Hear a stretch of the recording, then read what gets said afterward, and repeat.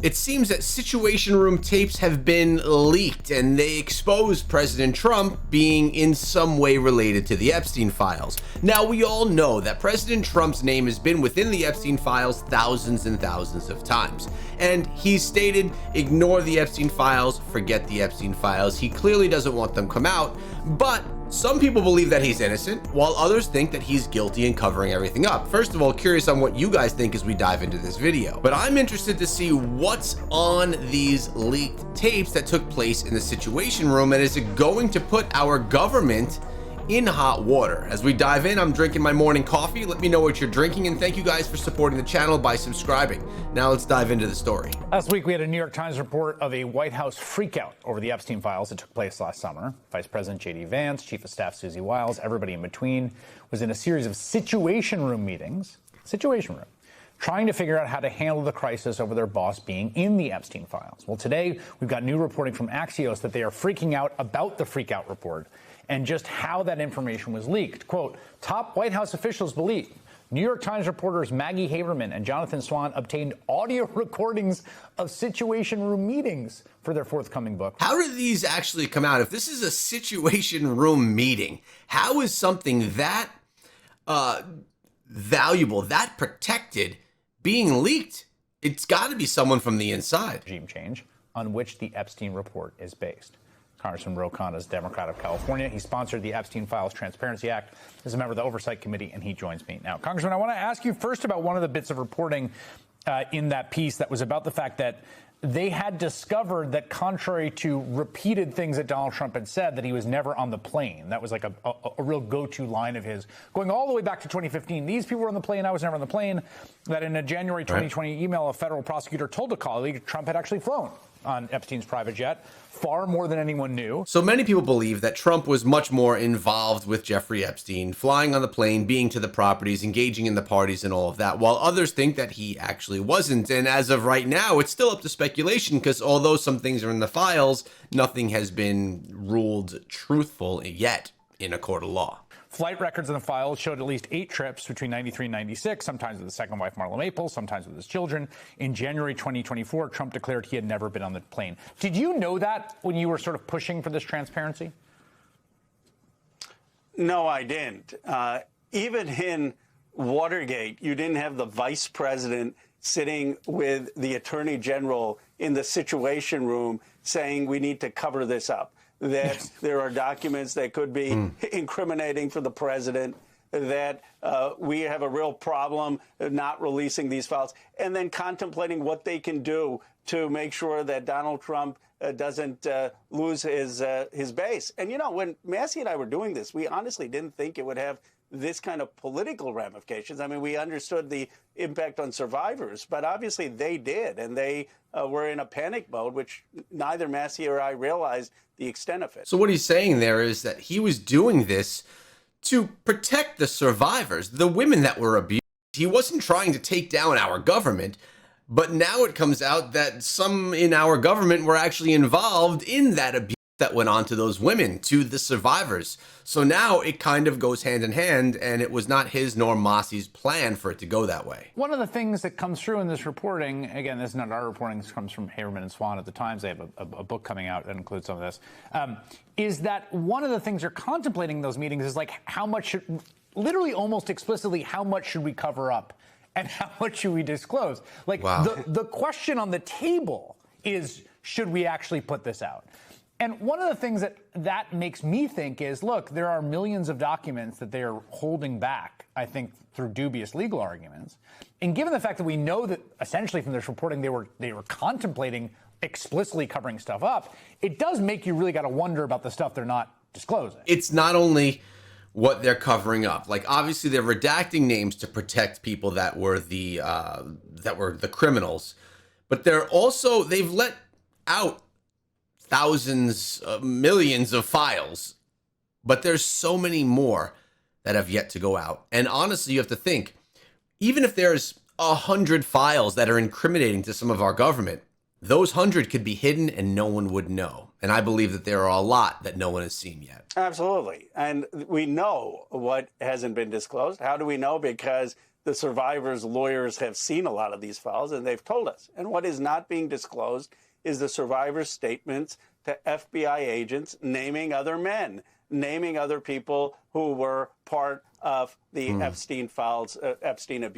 And what also is not being named and disclosed is things concerning Donald Trump.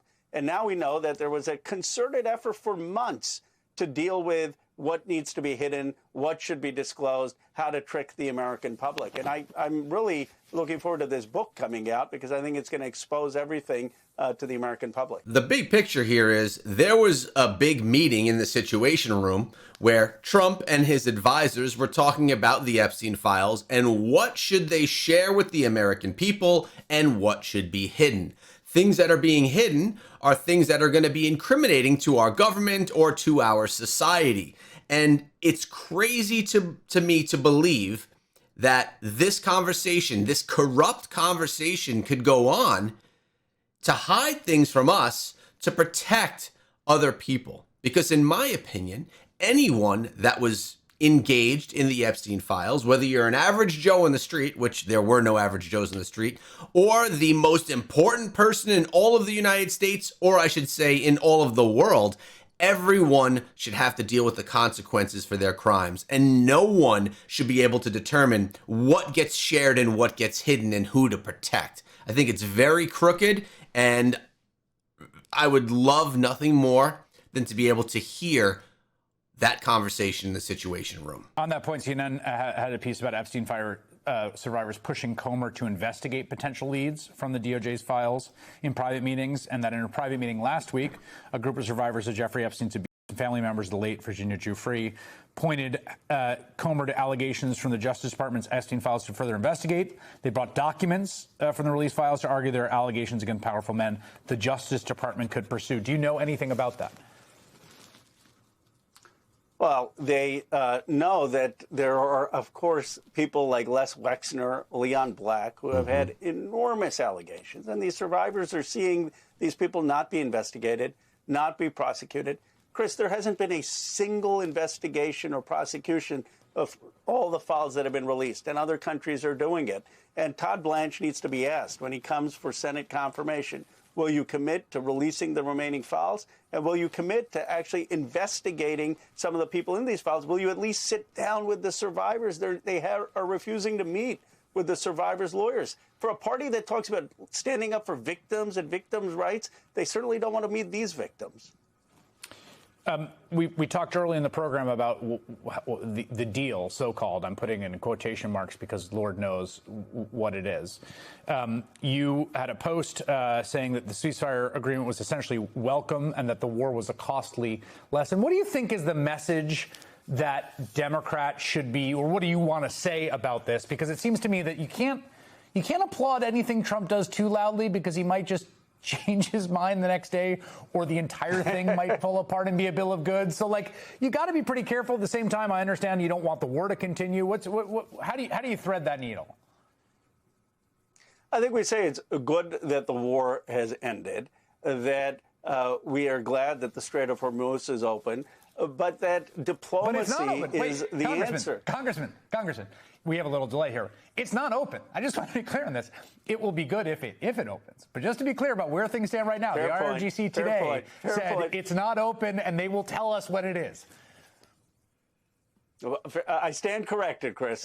You are more precise and accurately precise. It's good that this deal may bring the war to an end, and we should be for bringing the war to an end. But what is achieved is actually less consequential than what Obama achieved 10 years ago. 3 quick points. Obama had the force of international law through the Security Council. Trump doesn't have that. Obama had far more intrusive inspections. And for all of the railing the past 10 years of the money that Obama unfroze, it looks like Trump is giving far more to the Iranian regime. Well, this shows that actually having people who know what they're doing in diplomacy can get better outcomes than a war. But Democrats should be glad that he's at least trying to get a deal. Now, it's worth noting that in my eyes, anything relating to the Epstein files is not about President Trump. It's not about Republicans. It's not about Democrats. It's about victims and survivors and it's about criminals, no matter what your beliefs are. In my opinion, and I know that I've stated this before on the channel in other videos, I think all people that were criminals, that were involved in anything relating to Epstein, should deal with the consequences of their crimes, no matter who they are, no matter what party they are in. This is not a Democrat versus Republican battle that we're fighting right here. What do you think is in those Situation Room recordings?